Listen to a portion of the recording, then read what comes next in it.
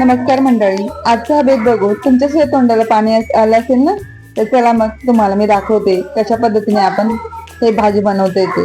ते सर्वप्रथम गिलके स्वच्छ धुवून घेतले आणि आता ते छान असे कट करून घेते. तर मंडळी, गिलक्याची भाजी म्हटलं तर सगळेजण नाक डोळे मुरडतात आणि हीच भाजी माझ्या मिस्टरांना देखील आवडत नाही, पण मी आज अशा पद्धतीने बनवणार आहे ना की ते सुद्धा आवडीने खातील. तर मैत्रिणीने ते पहिले लसूण, खोबरं आणि शेंगदाणे छान असे बारीक करून घ्यायचे. खूप बारीकही नाही आणि जास्त जाडसर नाही, अशा पद्धतीने आपल्याला बारीक करून घ्यायचे. आता त्यानंतर गॅसवर कढई ठेवली, त्यामध्ये लगेच थोडस तेल टाकून आणि ह्या ज्या फोडी त्या टाकून घ्यायच्या. थोडसे मीठ टाकून छान अशा परतून हे बघा आणि छान मस्त असे गिलके शिजले गेले.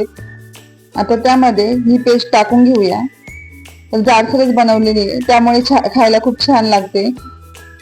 आता त्यामध्ये 1 चमचा लाल तिखट आणि 1 चमचा मसाला टाकून घेऊया. तुम्ही तुमच्या आवडीनुसार टाकू शकता. आता 5 मिनिट असं मिक्स होऊन देऊन त्यानंतर हवं त्या प्रमाणामध्ये त्यात पाणी टाकून घेऊया.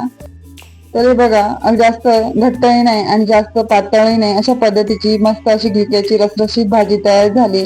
तर मैत्रिणींनो, ज्यांना कुणाला गिलक्याची भाजी आवडत नसेल ते सुद्धा अगदी आवडीने खातील.